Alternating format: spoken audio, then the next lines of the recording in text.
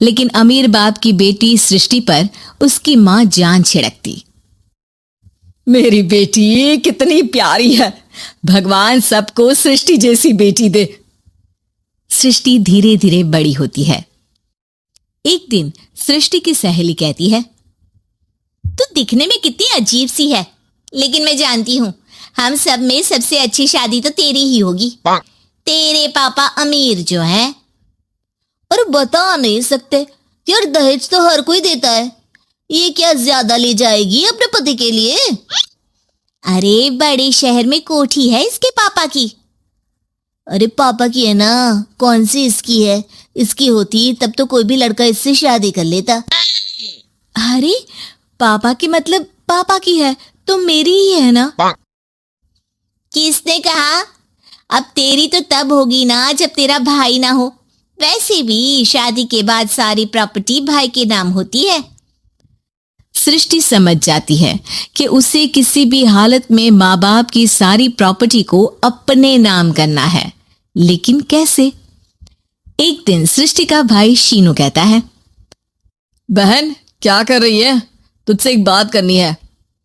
अरे हाँ हाँ करना, मैं तो तेरी बहन हूं।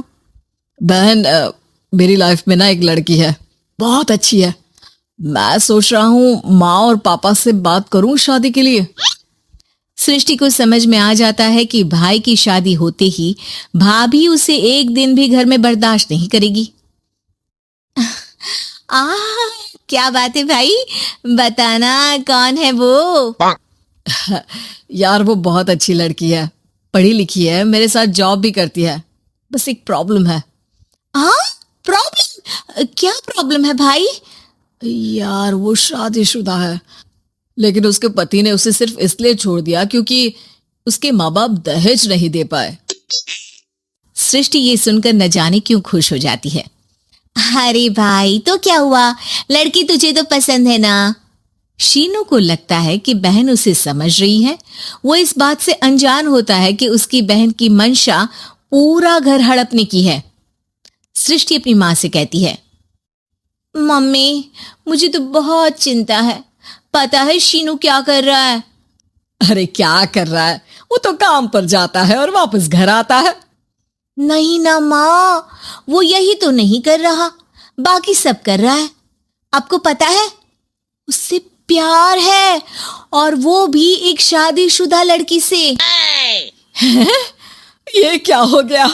मैं सोसाइटी में क्या मुंह दिखाऊंगी? अरे तेरे पापा तो यही कहेंगे कि मैंने ही उसे बिगाड़ दिया है।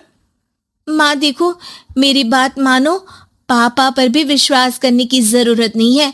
अब आप ही बताओ, पापा इतनी देर घर के बाहर रहते हैं क्यों? बोलो। अरे बेटा वो तो नौकरी करते हैं ना। तू बहुत भोली है माँ। पापा का ऑफिस तो 7 बजे खत्म हो जाता है, लेकिन देखो कितनी देर से आते हैं। अरे नहीं नहीं बेटा, ऐसी कोई बात नहीं है। सृष्टि माँ को एक औरत से बात करते पिता की फोटो दिखाती है। देखो माँ कैसे हैं पापा। मैं ना कहती थी कि पापा सही नहीं है। मैं तेरे पापा से बात करूंगी, दे फोटो मुझे। ओ माँ, वो तो डिलीट हो गई। लेकिन चल, तूने तो देख लिया ना। पापा से बाद में बात कर लेना, और हाँ मेरा नाम बिल्कुल मत लेना। हाँ माँ। अब क्या था, सृष्टि के माँ और पिता के बीच झगड़ा होना शुरू हो जाता है। सृष्टि के मन में क्या चल रहा था कोई नहीं जानता था। एक दिन, माँ सृष्टि के लिए एक लड़का देखा है, वो लोग शाम को उसे देखने आने वाले हैं। और हाँ माँ, एक खुशखबरी, मैं और पापा मिलकर एक नया बिजनेस ट्राई कर रहे हैं। शाम को लड़का आता है, सांवले रंग का। सृष्टि को तो बिल्कुल भी पसंद नहीं आता। लड़की की माँ कहती है, लड़की का चेहरा तो कोई खास नहीं, लेकिन अगर मेरे बेटे को आप लोग सेटल कर दें तो मैं उसकी शादी आपकी बेटी से करवा दूं। सृष्टि को लड़का बिल्कुल पसंद नहीं था।